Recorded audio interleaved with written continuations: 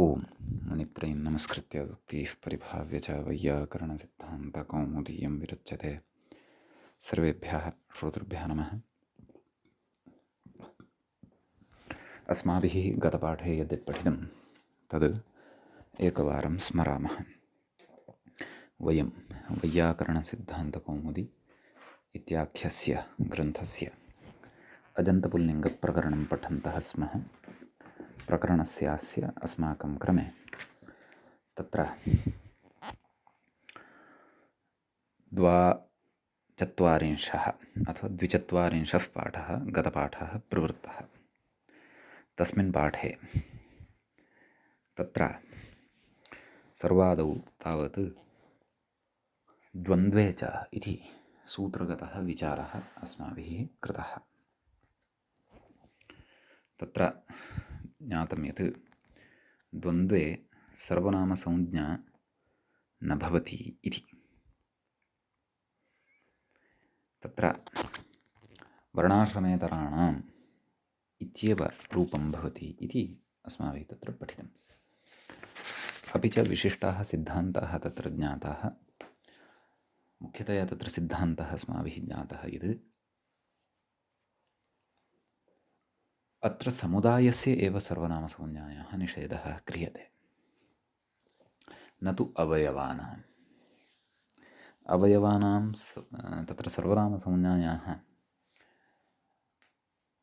निषेधः न भवति इति कृत्वा वयं प्रकृते केवलात् तत्र अवयवात् एव परतः आमः नाम द्वन्द्वस्य अवयवभूतः यः सर्वनामशब्दः, यतः वर्णाश्रमेतर इत्यत्र इतर इति, तत्र केवलात् इतर इत्यस्मादेव परतः विद्यमानस्य आमः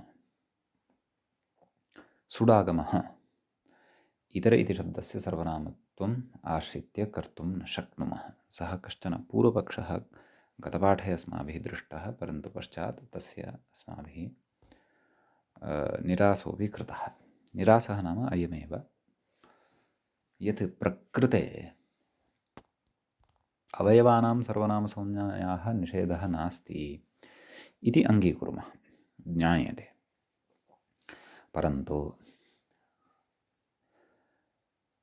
ततः यः आं विहितः सः अवयवात् न विहितः वर्तते, इतर इत्यस्मात् न विहितः वर्तते, अपि तु वर्णाश्रमेतर इति समस्तपदात् विहितः वर्तते। समस्तस्य च पदस्य द्वन्द्वाख्यस्य तत्र द्वन्द्वे च इत्यनेन सर्वनामसंज्ञायाः निषेधः उक्तः वर्तते। तर्हि तस्य सर्वनामसंज्ञा एव नास्ति, तर्हि ततः परतः विद्यमानस्य आम् इत्यस्य सुडागमोऽपि न भवति इति। एवं खलु। अतः तत्र वर्णाश्रमेतराणाम् इत्येव प्रयोगः भवति, वर्णाश्रमेतरेषाम् इति तु प्रयोगः न भवति। सोऽयं विषयः तत्र मूले समुदायस्य एव अयं निषेधः, न तु अवयवानां, न चैवं तदन्तविधिना सुडुप्रसङ्गः सर्वनाम्नः विहितस्य आमः सुडिति व्याख्यातत्वात् इति। इत्येवं रीत्या तत्र सूत्रार्थं विधाय नाम अस्य सूत्रस्य व्याख्यानं विधाय तत्र विशिष्टाः विचाराः अस्माभिः कृताः। ततः परम् अग्रिमं सूत्रं तत्र अस्माभिः पठ्यमानं वर्तते। तत् अग्रिमं सूत्रं किमिति चेत् विभाषाजसि इति। तत्र जसाधारं यत्कार्यं शीभावाख्यं तत्र कर्तव्ये द्वन्द्वे उक्ता संज्ञा वा स्यात् इति अर्थः विभाषाजसि इत्यस्य सूत्रस्य अस्माभिः दृष्टः। तस्य तत्र अयमेव अर्थः अस्माभिः ज्ञातः यत् द्वन्द्वघटितात् शब्दात् परतः नाम द्वन्द्वघटितात् अथवा द्वन्द्वाख्यात पदात् अथवा समस्तशब्दात् परतः यदि जस् भवति तर्हि तस्य द्वन्द्वस्य नाम तस्मिन् द्वन्द्वे यदि सर्वनामसंज्ञकः शब्दः वर्तते तर्हि तस्य द्वन्द्वस्य विकल्पेन सर्वनामसंज्ञा भवति इति कश्चन तत्र विशिष्टः अर्थः अस्माभिः दृष्टः। उदाहरणद्वयं तत्र दत्तमेव, वर्णाश्रमेतरे वर्णाश्रमेतराः इति। द्वन्द्वे च इत्यनेन नाम तत्र निषेधः एव प्राप्यमाणः आसीत् सर्वनामसंज्ञायाः जसि परतः अपि। परन्तु जसि परतः तत्र सर्वनामसंज्ञायाः अत्र नित्यतया निषेधो न भवति, अपि तु विभाषा नाम सर्वनामसंज्ञा विभाषया भवति, विकल्पेन भवति। अर्थात् एकस्मिन् पक्षे सर्वनामसंज्ञा भवति, अपरस्मिन् पक्षे तु अयं निषेधः भवति इत्यर्थः। सम्यक्। अतः अत्र विकल्पेन सर्वनामसंज्ञाद्वारा वर्णाश्रमेतर इत्यस्मात् शब्दात् जस् यदा परतः भवति तदा जस् इत्यस्य स्थाने शी इति आदेशे सति वर्णाश्रमेतर इ ततः गुणः वर्णाश्रमेतरे इति रूपं सिद्धं भवति। किञ्च वर्णाश्रमेतराः इति यस्मिन् पक्षे सर्वनामसंज्ञा न भवति तस्मिन् पक्षे इदम् अन्यदपि रूपं तत्र सिद्धं भवति। समीचीनम् इति इदम् उदाहरणद्वयमत्र भवति। यद्यपि तत्र व्याख्यात्रा तु एतावता सूत्रार्थस्य एव चिन्तनं क्रियमाणं वर्तते। अर्थात् गतपाठे अस्माभिः सूत्रार्थः यः उक्तः सः सूत्रार्थः कथं लब्धः, कथं च तत्र नाम विशिष्टः अर्थः अपेक्षितः स्वीक्रियते मूलसूत्रादेव, ताः युक्तयः उच्यमानाः वर्तन्ते, उच्यमानाः आसन् गते पाठे। तत्र गतपाठस्य अन्ते व्याख्यायाः पङ्क्तिः इत्थम् आसीत्, तदाह जसाधारमिति। तदनन्तरं जस् आधारः यस्य इति बहुव्रीहिः, एवं खलु। ततः तत्र जस् स्थानकम् इत्यर्थः इति। नाम जस् इति प्रत्ययः स्थानी भवति यस्य शी इति आदेशस्य, तादृशम् अत्र जसाधारं शीभावाख्यं कार्यम् अत्र क्रियते। नाम शी इति यत्र यः विधीयते तस्य जस् इत्येव खलु स्थानी भवति, तस्य स्थाने एव शी इति आदेशः क्रियते। सम्यक्। अतः तत्र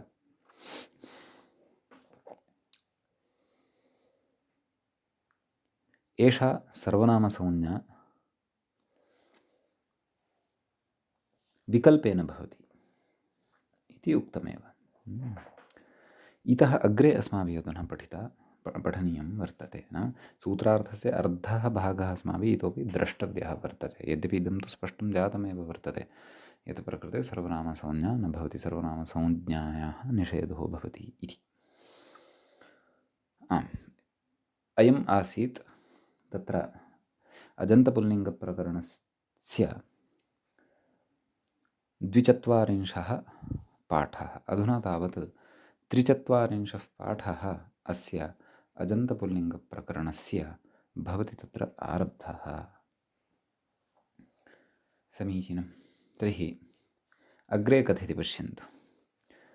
जसाधारमिति व्याख्यातारं पश्यन्तु किमुक्तवान् अग्रे। ननु जसि परतः द्वन्द्वे सर्वनामसंज्ञा वा स्यादित्येव कुतो न व्याख्यायते, एवं खलु। भोः, सामान्यतया सूत्रार्थः खलु वक्तव्यः।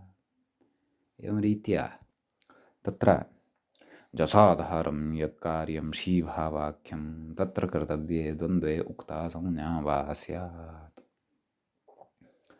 एतावतः वचनस्य प्रयोजनं किम्? एवं खलु? नाम शीभावाख्यं कार्यं यद् जसाधारं भवति, नाम यस्य आधारः जस् भवति अथवा जस् इति स्थानीभूतः यः भवति, तत्र कर्तव्ये नाम तस्मिन् कार्ये कर्तव्ये, नाम शीभावाख्यकार्ये कर्तव्ये द्वन्द्वे उक्तसंज्ञा वा स्यात् इति एवं रीत्या विशेषशैल्या अथवा विशिष्टैः शब्दैः तत्र अयं सूत्रार्थः कृतः वर्तते इति यद् भाति तद् वस्तुतः किमर्थम्?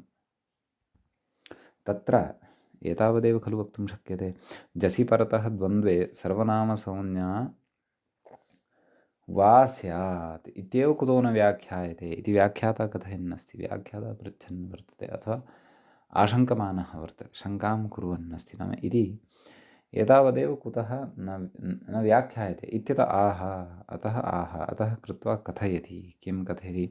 मूले पश्यन्तु, शीभावं प्रति एव इत्यादिना, मूले पश्यन्तु, शीभावं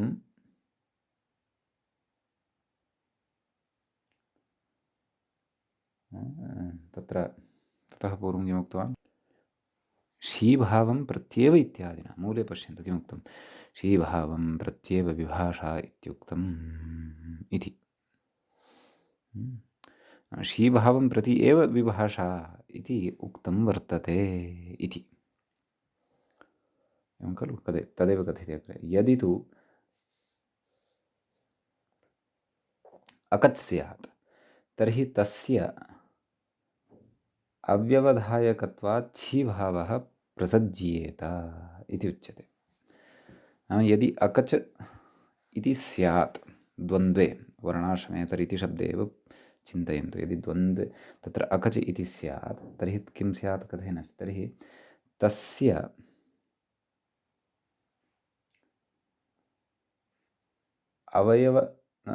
तस्य अव्यवधायकत्वात् शीभावः प्रसज्येत।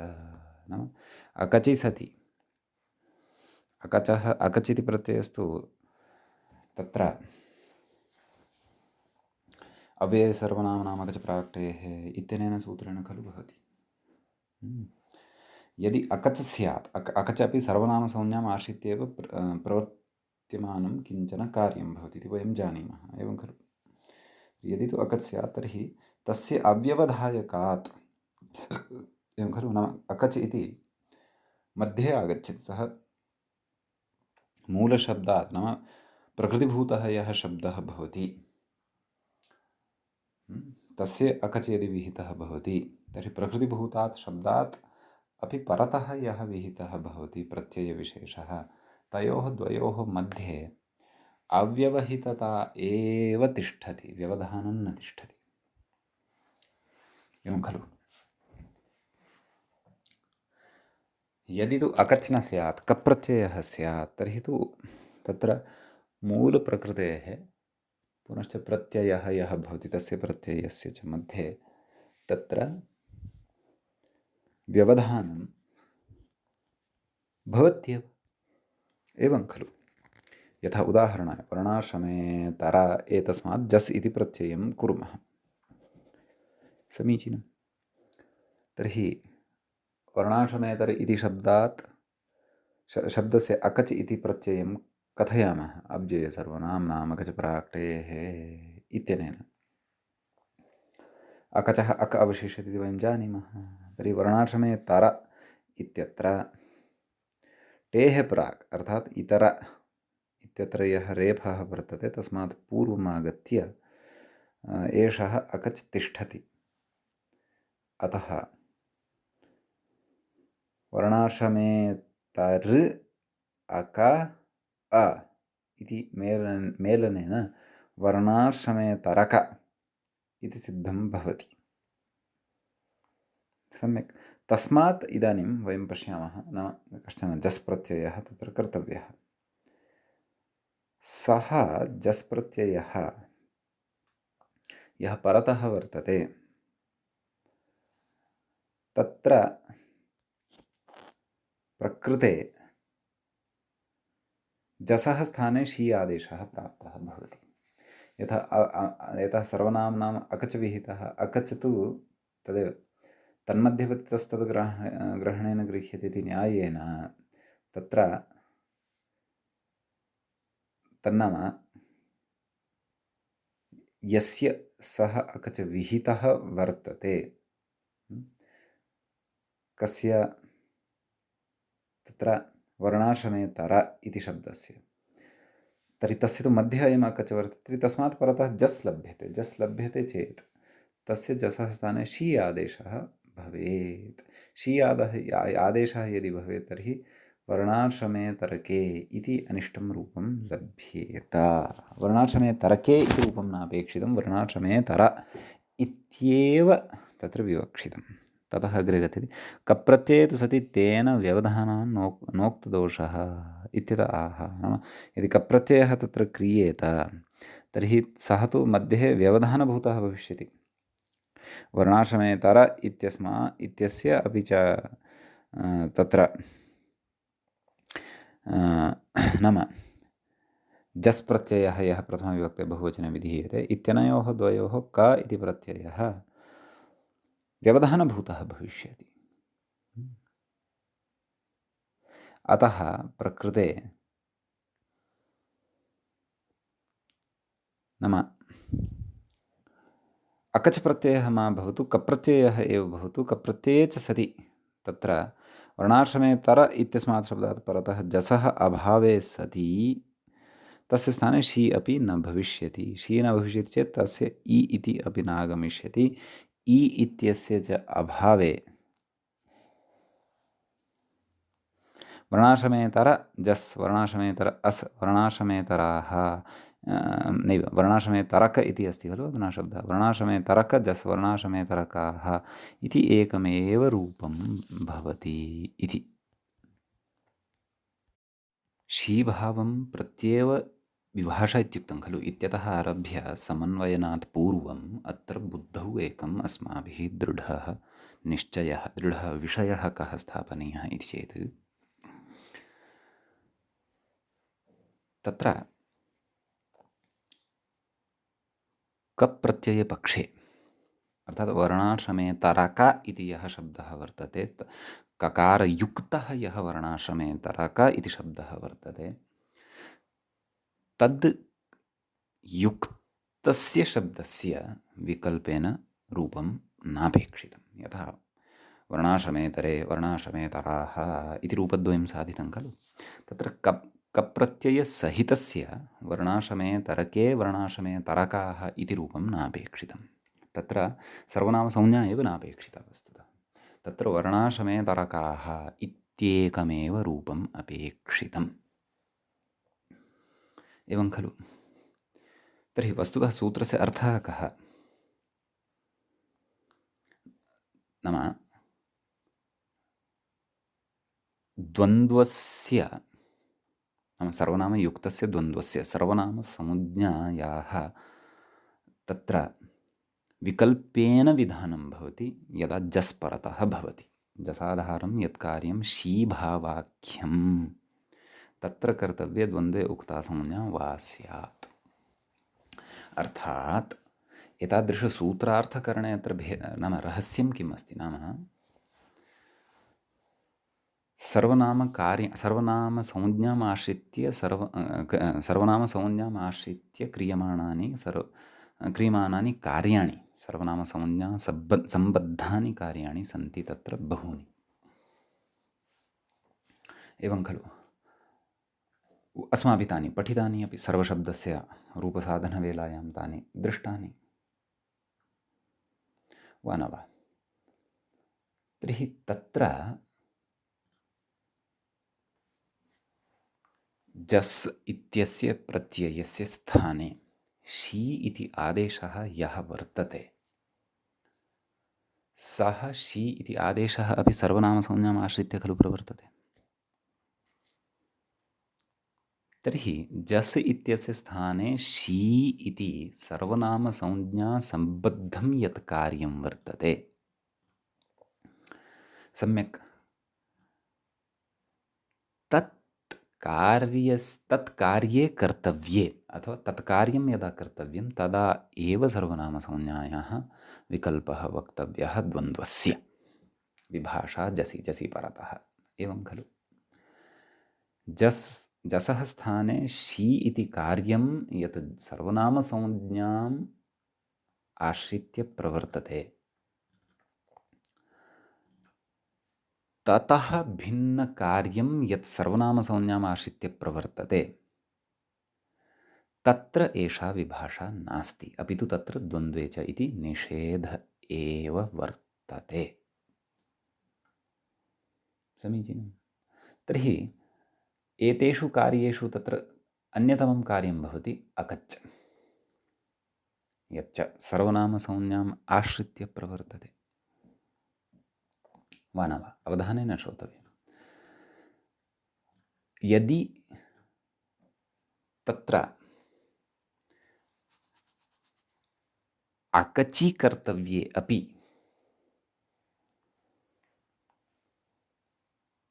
सर्वनामसंज्ञायाः विकल्पः जातः द्वन्द्वघटितस्य शब्दस्य अथवा द्वन्द्वस्य, तर्हि सति अकचि अपि रूपद्वयं लप्स्यते ककारयुक्तं। वर्णाश्रमे तर इत्यत्र अकचं कुर्वन्तु। रेफोत्तरवर्तीयः अकारः तस्मात् पूर्वमागत्य अक् इति स्थास्यति खलु। वर्णाश्रमे तर् अक् वर्णाश्रमे तरक एवं किल। तर्हि इदानीं तन्मध्ये पतितस्तद्ग्रहणेन गृह्यते इति न्यायेन अधुना अत्र वर्णाश्रमे तरशब्देन वर्णाश्रमे तरकशब्दोऽपि गृहीष्यते। ततः परतः यदि जस् तर्हि जसि परतः विकल्पेन वर्णाश्रमे तरक इत्यस्य शब्दस्य विकल्पेन सर्वनामसंज्ञाम् आश्रित्य रूपद्वयं लप्स्यते। वर्णाश्रमे तरके वर्णाश्रमे तरकाः यथा वर्णाश्रमे तरे वर्णाश्रमे तराः इति रूपद्वयम् अस्माभिः सम्प्राप्तं तथा। समीचीनं। यदि तु जसः स्थाने शी इति एकं कार्यम् अतिरिच्य अन्यानि सर्वाणि अपि कार्याणि सर्वनामसंज्ञाम् आश्रित्य यानि यानि प्रवर्तन्ते तेषु कार्येषु कर्तव्येषु सर्वनामसंज्ञायाः सर्वात्मना निषेधः उच्यते तर्हि तु अकच् न भविष्यति, परन्तु कप्रत्ययः भविष्यति। कप्रत्ययस्य अपवादः अकच् भवति इति अस्माभिः पठितम्। उभौ अपि प्रत्ययौ समानयोः अर्थयोः भवतः इत्यपि अस्माभिः पठितम्।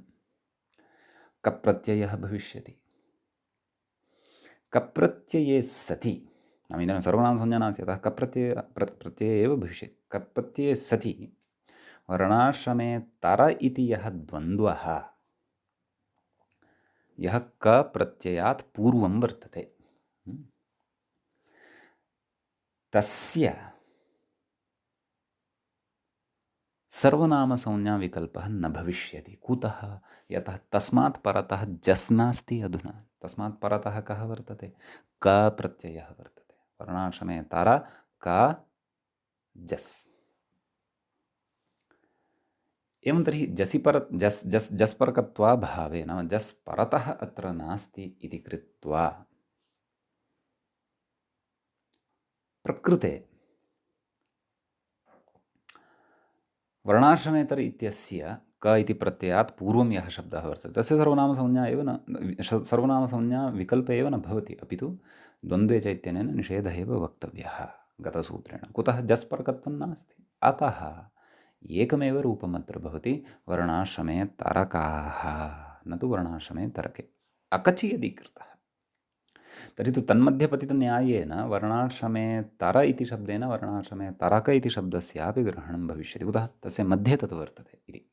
तन्मध्ये पतितस्तद्ग्रहणेन गृह्यते इति न्यायेन। अवगम्यते खलु? तथा चेत् वर्णाश्रमे तरके वर्णाश्रमे तरकाः इति अनिष्टरूपद्वयं लप्स्यते। अत्र केवलमेकमेव रूपम् अपेक्षितं, वर्णाश्रमे तरकाः तावदेव बहुवचने। अतः तत्र उक्तम् अत एव तत्र तादृशविग्रहस्य करणे प्रयोजनमस्ति किं जसि जसः इ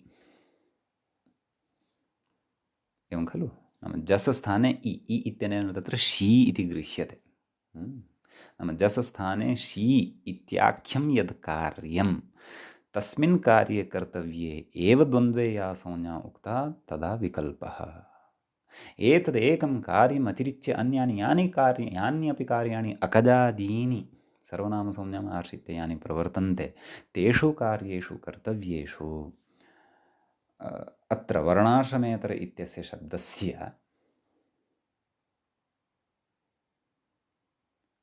द्वन्द्वे च इति निषेधः एव अवगन्तव्यः। तर्हि एकमेव कार्यं केवलं जसः स्थाने शी इत्याख्यं कार्यं तस्मिन् कार्ये कर्तव्ये एव अत्र सर्वनामसंज्ञायाः विकल्पः तावदेव। तदेव मूले उक्तं शिभावं प्रतिविभाषा इत्युक्तम्। अतः न अकच, यतः अकच इति कार्यं शी जसः शी इति कार्यात् भिन्नं कार्यम् अस्ति यत् सर्वनामसंज्ञाम् आश्रित्य प्रवर्तते अव्ययसर्वनाम्नाम् अकचप्राक्तेः इत्यनेन। तत्र अग्रे उक्तं किन्तु कप्रत्यय एव सर्वनामसंज्ञा एव नास्ति तर्हि कप्रत्ययस्य अपवादः अकजपि न प्रवर्तते। कप्रत्ययः तत्र स्वकीयां प्रवृत्तिम् अर्हति। अतः वर्णाश्रमेतरकाः इत्येकमेव रूपं भवति इति अभिप्रायः अस्ति। सम्यक् इदमेव अग्रे कथयन्नस्ति पश्यन्तु व्याख्यातारं यदि तु अकत् स्यात् तर्हि तस्य अव्यवधायकत्वात् शीभावः प्रसज्येत। वर्णाश्रमे तर अपि च जस् इत्यनयोः मध्ये व्यवधायकः न स्यात्। कः? अकच्। व्यवधायकः नाम व्यवधानस्य कर्ता न स्यात् अकच्। कुतः? सः तु वर्णाश्रमेतर इत्यस्य शब्दस्य मध्ये वर्तते, न तु वर्णाश्रमेतर इत्यस्य शब्दस्य अनन्तरं वर्तते। मध्ये नाम टेः पूर्वं वर्तते।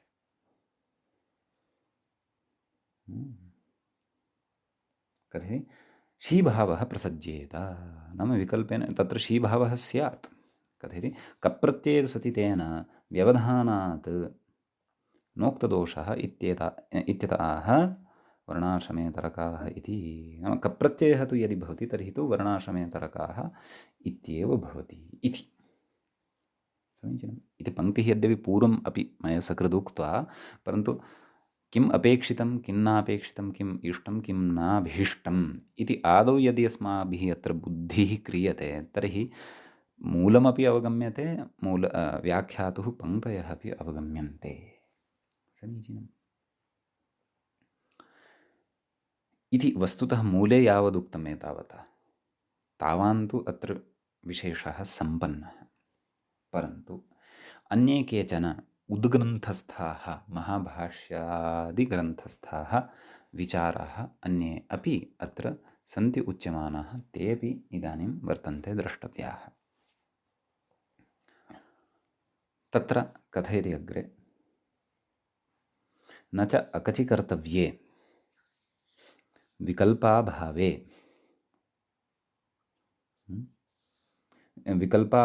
अपि विकल्पस्य अभावे नाम अकच प्रत्ययं यदि कुर्मः तस्मिन् अकचि कर्तव्ये विकल्पाभावे अपि सर्वादीनि इति नित्या सर्वनामसंज्ञा कुतोऽत्र न स्यात् इति वाच्यं। अकच कृतः ततः नाम प्रकृते अकचि सत्यपि विकल्पाभावे नाम विकल्पस्य अभावे सर्वादीनि सर्वनामानि इत्यनेन सर्वनामसंज्ञा नित्यतया एव कुतः न स्यात् इति न वक्तव्यं। कथयति? द्वन्द्वे च इति तस्याः नित्यनिषेधात्। द्वन्द्वे तु सर्वादीनि सर्वनामानि इति सूत्रस्य निषेधः उच्यते खलु।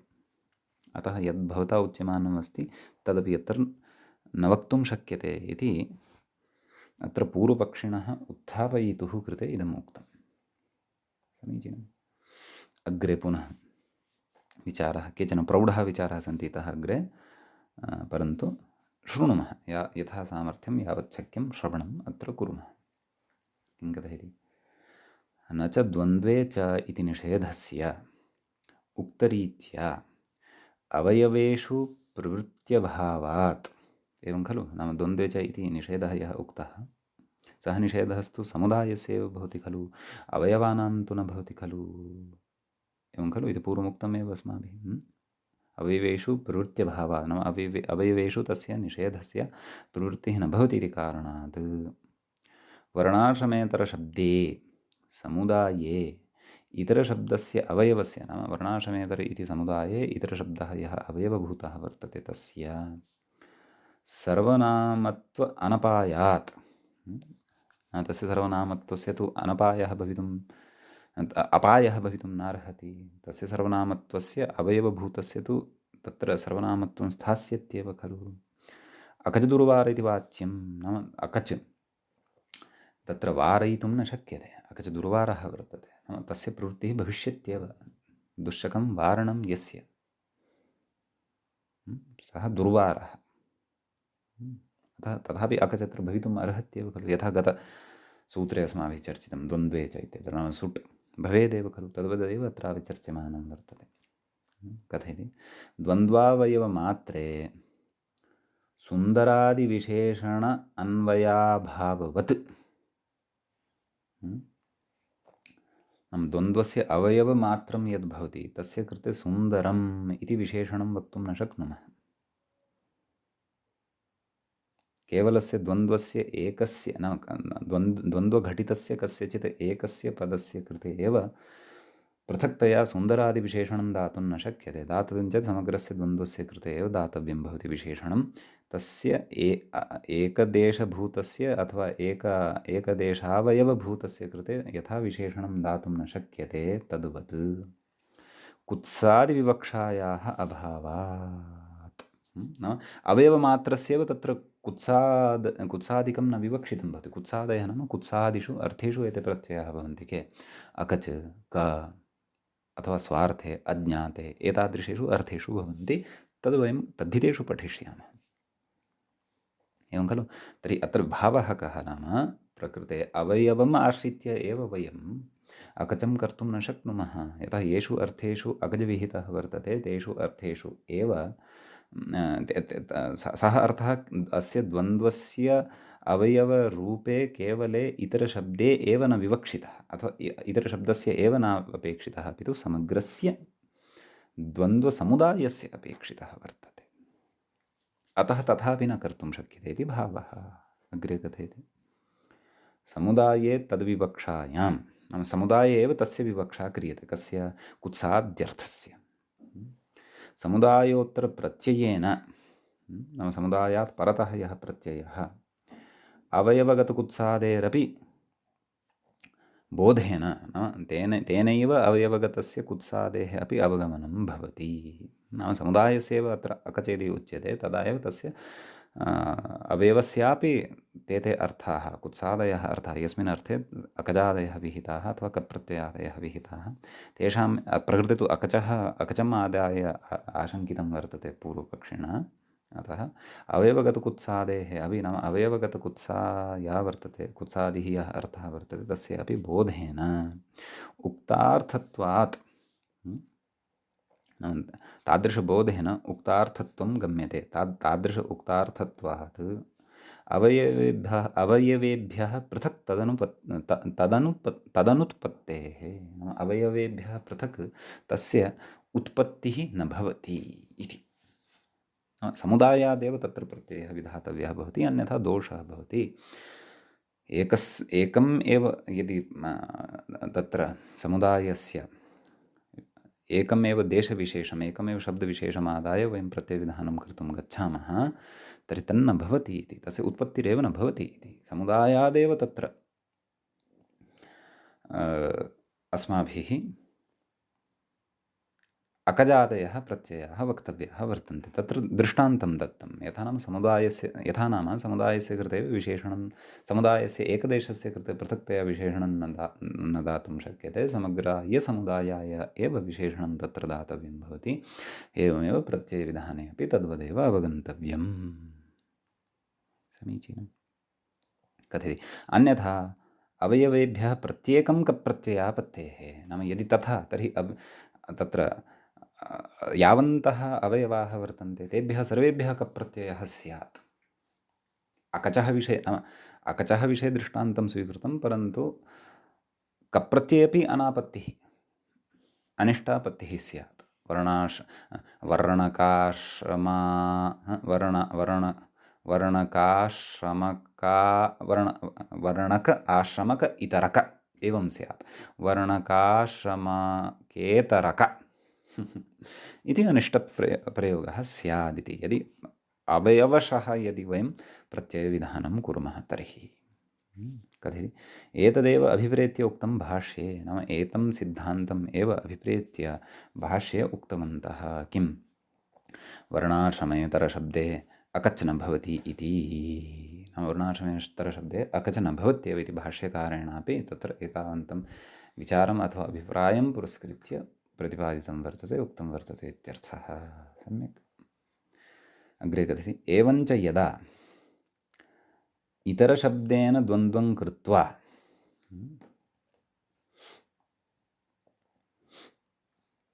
एवं खलु कुत्सिताः वर्णाश्रमेतराः इति कुत्सायोगः क्रियते, तदा कप्रत्यये सति वर्णाश्रमेतरकाः इत्येव रूपम्।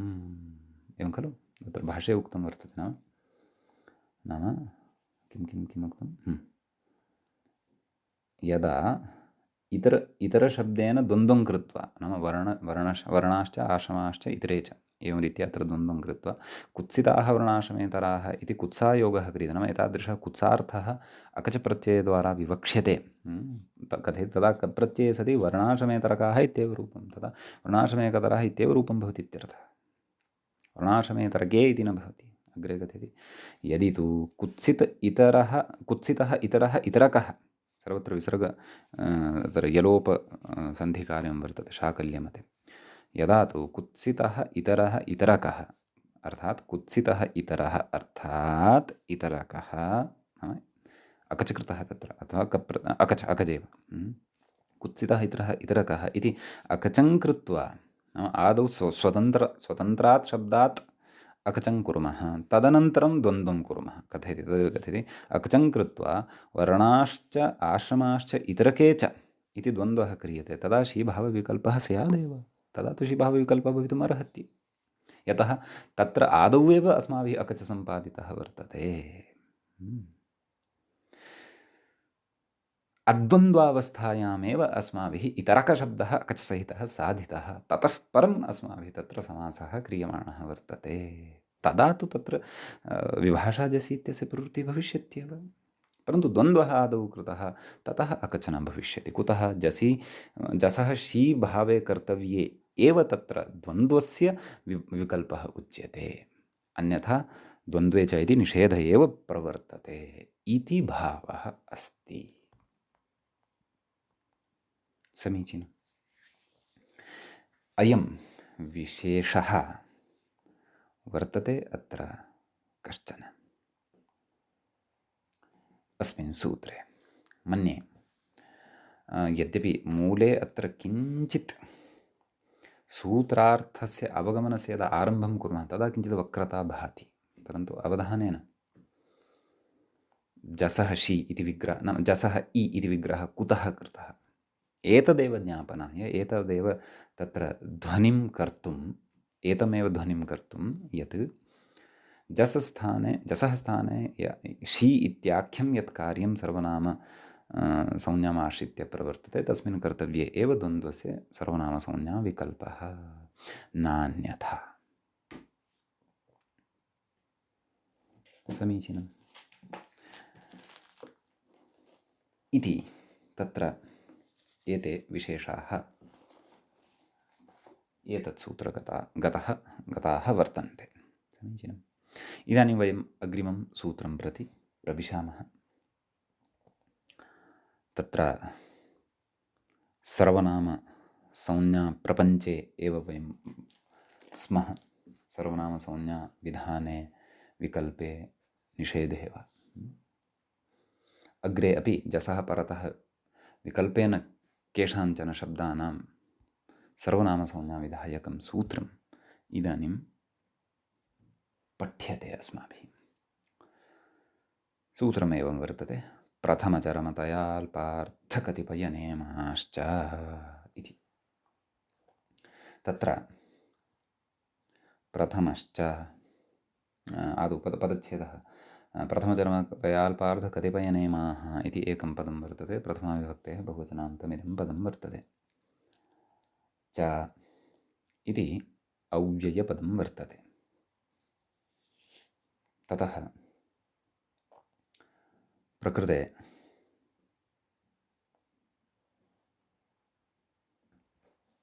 तत्र विग्रहः कर्तव्यः। विग्रहः एव प्रथमश्च चरमश्च तयश्च अल्पश्च अर्धश्च कतिपयश्च नेमश्च प्रथमचरमतयाल्पार्धकतिपयनेमाः तेषां प्रथमचरम नैव तावदेव तेषामिति नास्ति, षष्ठी नास्ति, प्रथमाविभक्तेः बहुवचनमेव वर्तते।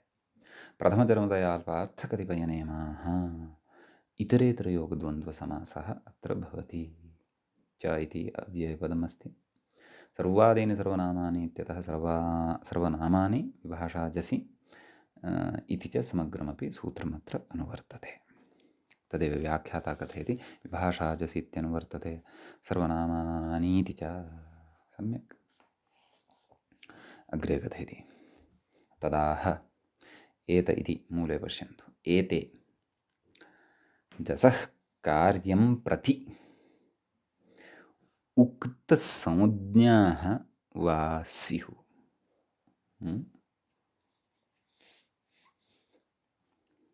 एवं खलु नाम जसः कार्यं किं भवति, शी इति कार्यं भवति खलु।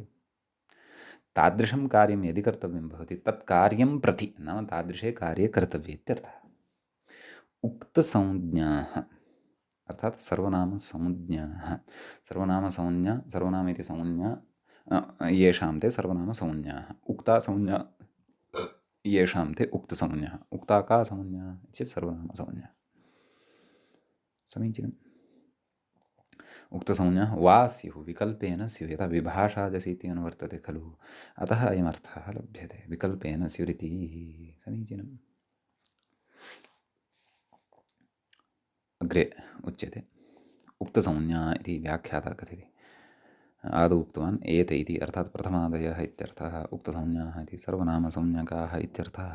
ततः कथयति तत्र नेमशब्दस्य ज्यसि सर्वनामसंज्ञा गणे पाठान् नित्या प्राप्ता। सूत्रे नेमशब्दः पठितः खलु सर्वान्ते, तस्य अर्थः अस्माभिः पूर्वं चर्चितः। तत्र कथयति नाम जसि परतः नेमशब्दस्य सर्वनामसंज्ञा गणे पाठः नाम गणे पाठसामर्थ्यात् नित्या प्राप्ता नाम नित्यतया प्राप्ता। सम्यक्। तद्विकल्पोऽत्र विधीयते। जसि परतः तस्य शब्दस्य विकल्पः अत्र एतेन सूत्रेण विधीयते। समीचीनम्। अग्रे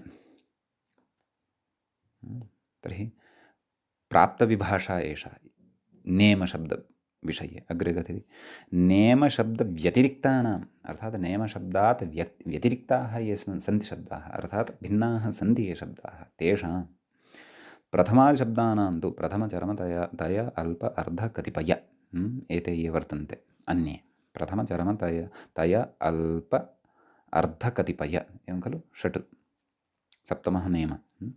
तेषां कथयति प्रथमादिशब्दानां तु गणे पाठाभावात् नाम सर्वादिगणे इति शब्दः न पठितः। नेम अस्मिन् सूत्रे नेम इति शब्दातिरिक्ताः ये अन्ये वर्तन्ते ते तु गणे न पठिताः। कथयति पाठाभावात् अप्राप्तैव सर्वनामसंज्ञा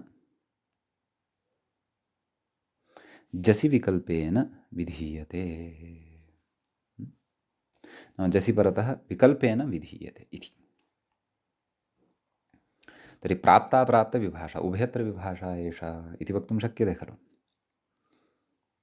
नेमशब्दस्य जसि परतः नित्यतया प्राप्ता प्रथमचर्मादीनां च गणे पाठः एव नास्ति अतः न प्राप्ता इति कृत्वा प्राप्ताप्राप्तविभाषा एषा वर्तते अर्थात् उभयत्र विभाषा एषा वर्तते इति अस्माभिः उभयत्र प्रभाषा सङ्कीर्तनम् अथवा पठनं तत्र सन्धिप्रकरणे कृतम्। सम्यक् कथयति अतो नेमशब्दव्यतिरिक्तानां प्रथमाशब्दानां जसोऽन्यत्र न सर्वनामकार्यमित्यत आह शेषं रामवदिति तत्तु पश्चात् कथयन् अस्ति ततः पूर्वं तत्र अन्यानि यानि रूपाणि उदाहरणानि यानि तानि साधितानि वर्तन्ते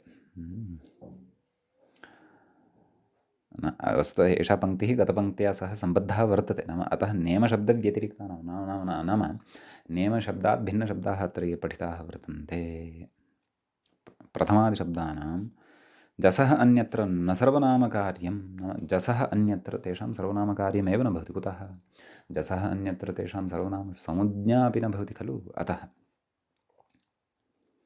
सम्यक् इत्याह इत्यतः अग्रे पठिष्यामः वाक्यं मूलं गच्छन्तु उदाहरणं दत्तमस्ति प्रथमे प्रथमाः इति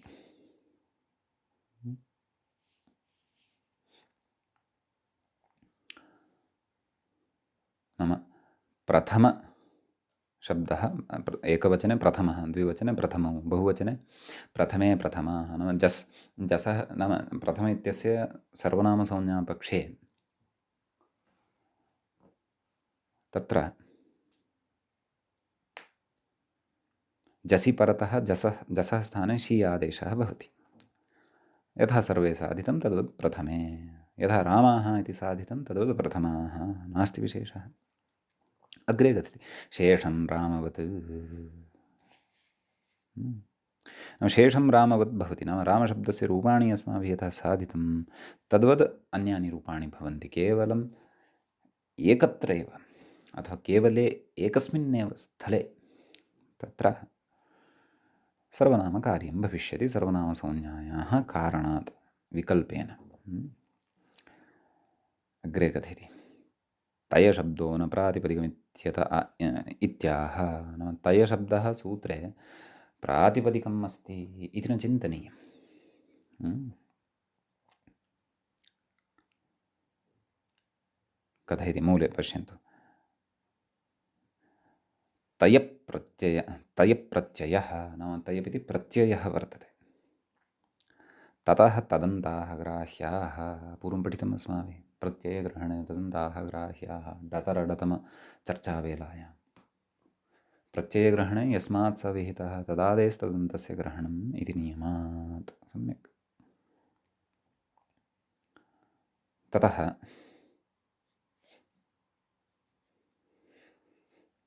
कथयति रूपं साधनीयम् अस्माभिः द्वितयाः कथयति सङ्ख्याया अवयवे तयप् इति विहित इति शेषः नाम कीदृशः तयप् नाम केन सूत्रेण विधीयते सः प्रत्ययः तयवाख्यः इति चेत् सङ्ख्याया अवयवे तयप् इत्यनेन तर्हि द्विति शब्दः सङ्ख्यावाचकः अस्ति एव तस्मात् तयप् भवति तयपः तय इति अवशिष्यते द्वितया सम्यक्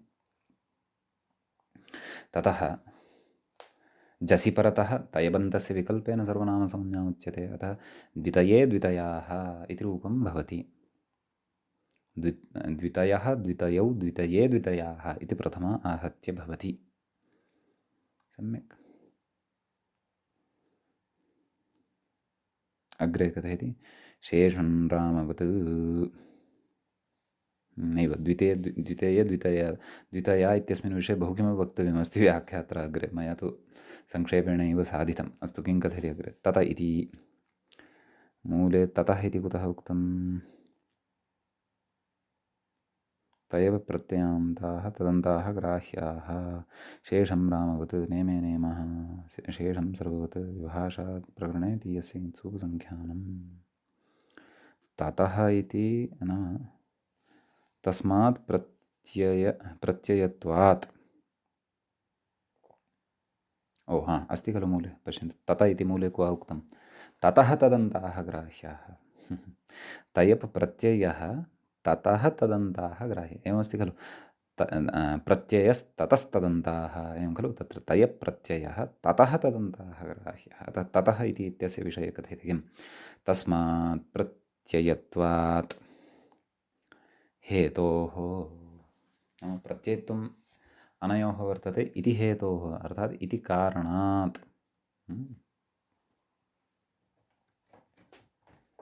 एवं खलु कथयति प्रत्ययग्रहणपरिभाषया प्रत्ययग्रहणे तदन्ताः ग्राह्याः इत्यर्थः प्रत्ययग्रहणपरिभाषया तदन्ताः तयवन्ताः ग्राह्याः इत्यर्थः प्रत्ययग्रहणे यस्मात् स विहितस्तदादेस्तदन्तस्य ग्रहणम् इति पठितत्वात् नाम तदेव प्रत्ययग्रहणे तदन्ताः ग्राह्याः इति वयं लाघवेन कथयामः तदन्तसन्दर्भे एव तदादिसन्दर्भे तु प्रत्ययग्रहणे तदादिग्रहणमपि भवति इत्यपि उच्यते सम्यक् द्वितये द्वितया इति द्विशब्दात् तयप् क्रियते परन्तु तत्र विग्रहः कथं संख्याया अवयवे तयप् इत्यनेन क्रियते सत्यं संख्यायाः अवयवे तयप् कोऽर्थः तर्हि कथं विग्रहः अत्र कर्तव्यः यद्यपि तत्सूत्रं तु अग्रे अस्माभिः पठिष्यते परन्तु अत्र प्रकृतिविग्रहः कथं कर्तव्यः इति चेत् कथयति अग्रे व्याख्याता द्वौ अवयवौ अस्य इत्यर्थे तयपु द्वौ अवयवौ अस्य इत्यस्मिन् अर्थे तयप् प्रत्ययः भवति द्विशब्दात् तयपः तया इति अवशिष्यते द्वितया सम्यक् अग्रे उच्यते यद्यपि अवयवसमुदायः अवयवी तयवर्थः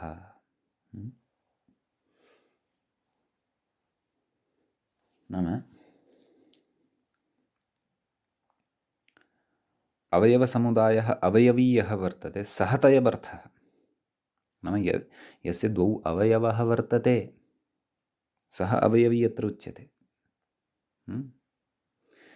तस्य च एकत्वात् एकवचनमेव युक्तम् अत्र इदानीं वचनसङ्गतिविषये उच्यमानं वर्तते तस्य च एकत्वात् एकवचनमेव युक्तं खलु नाम द्वौ अवयवौ यस्य सः तु एक एव खलु अवयवी तु एक एव खलु समुदायरूपः यस्मिन् द्वौ अवयवौ स्तः अतः अत्र एकत्वात् एकवचनमेव प्रकृतियुक्तम् अग्रे उच्यते तथापि यदा उद्भूतावयवभेदः समुदायः तयवर्थः नाम तादृशः समुदायः कः तयवर्थः तयप् अर्थः यस्य सः तयवर्थः समुदायः कीदृशः उद्भूतावयवः उद्भूतावयवभेदः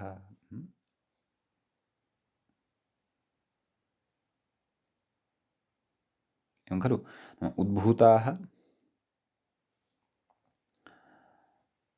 अवयवाः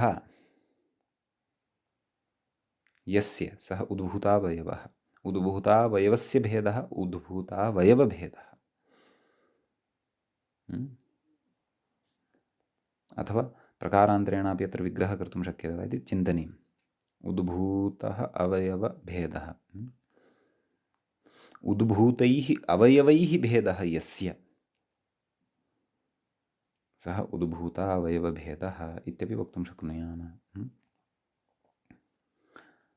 एवं खलु कथयति उद्भूतत्वं च विवक्षितसङ्ख्याकत्वं नाम तस्मिन् यौ द्वौ अवयवौ वर्तते तयोः पृथक् पृथक्तया परिगणनम् अथवा तयोः पृथक् पृथक्तया तत्र अवयवत्वं स्वीकृत्य नाम अवयवगतसङ्ख्यां विवक्षितीकृत्य उद्भूतं च अपि च तादृश उद्भूतत्वम् अनुद्भूतत्वं तत्तु विवक्षितसङ्ख्याकत्वं भजते अर्थात् तद् विवक्षाधीनं भवति तस्मिन् ये नाम समुदायस्य अथवा अवयविनः अवयवानां परिगणनम् अथवा अवयविनः एव परिगणनम् इति विवक्षाधीनं भवति इति तदा अवयवबहुत्व अभिप्रायं तदा अवयवानां बहुत्व अभिप्रायम् अवयविनः अवयवाभेदाभिप्रायं वा नाम अवयवी यः वर्तते तस्य अवयवैः सह अभेदाभिप्रायं वा पुरस्कृत्य बहुवचनमिति न दोषः नाम अत्र बहुवचनं प्रयोक्तुं शक्यते इति कृत्वा दोषो नास्ति अर्थात् द्वितयः इति एकवचनमेव प्रयोक्तमिति नास्ति द्वितयौ द्वितयाः इत्यपि प्रयोक्तुं शक्यते इति भावः।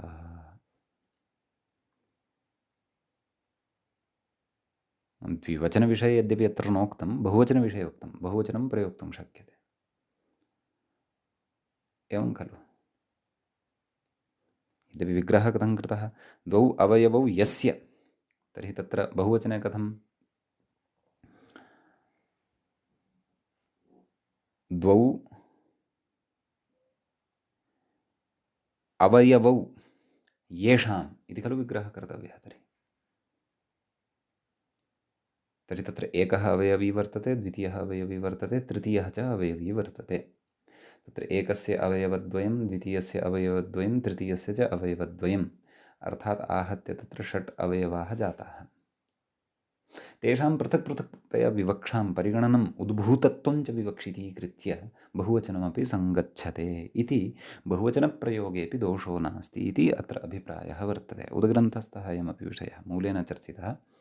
तथापि अस्माभिः अत्र यथा सामर्थ्यं बुद्धिः कर्तव्या, कदाचित् अग्रे प्रयोजनाय स्यात्। समीचीनं कथयति अत्र तयग्रहणमेव प्रमाणं। नाम एतादृशव्याख्याने भोः तयग्रहणमेव प्रमाणं भवति। कुतः?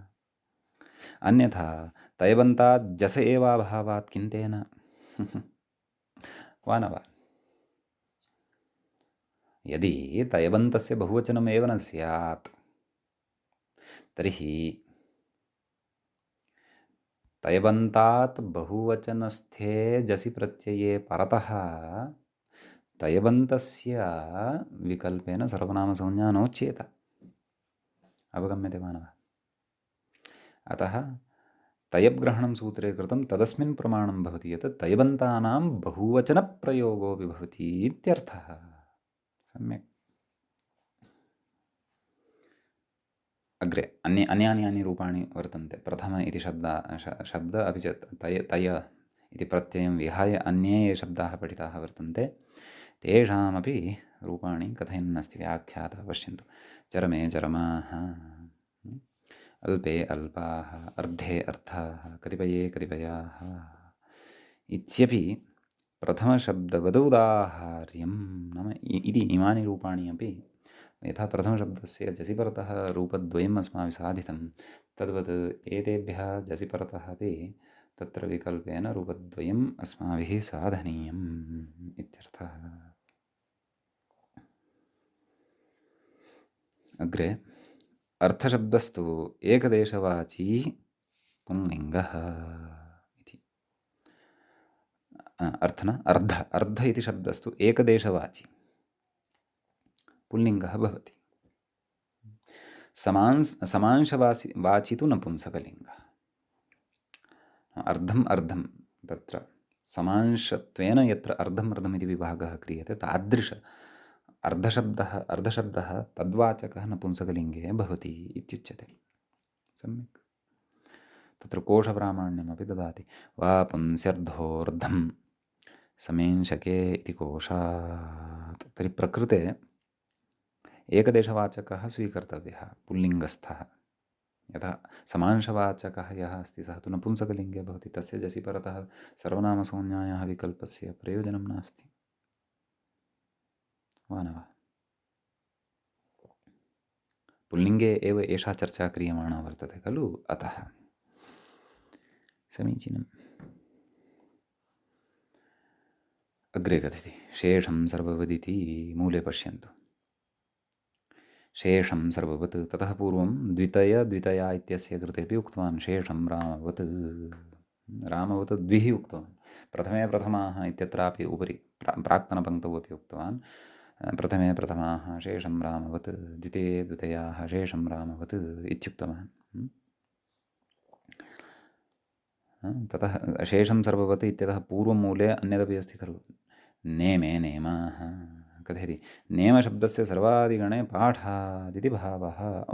आम्, एतत् नेमशब्दविषये एव इदम् उच्यमानं वर्तते। किं शेषं सर्ववत्, न तु अन्येषां विषये इत्यपि तत्र अवधारणं कर्तव्यम्। एवं खलु, यतः नेमशब्दः सर्वादिगणे पठितः, अतः जसि परतः विकल्पः अन्यत्र तु सर्वशब्दवदेव अत्र व्यवस्था ज्ञेया इति भावः। सम्यक्। एतावान् विशेषः अद्य अस्माभिः चर्च्यते। अत्र एव अद्यतनपाठस्य उपसंहरणं क्रियते। मङ्गलं कुर्मः। मुनित्रयं नमस्कृत्य उक्तिः परिभाव्य च वैयाकरणसिद्धान्तकौमुदीयं विरच्यते। एवञ्च अजन्तपुल्लिङ्गप्रकरणस्यास्य अस्माकं क्रमे तत्र 43 पाठः सम्पन्नतां गतः। अग्रिमं वार्तिकम् अग्रिमं च विषयम् आदाय वयम् अग्रिमे पाठे उपस्थिताः भवामः। सर्वेभ्यः श्रोतृभ्यः नमः। मुनित्रयं नमस्कृत्य उक्तिः परिभाव्य च वैयाकरणसिद्धान्तकौमुदीयं विरच्यते।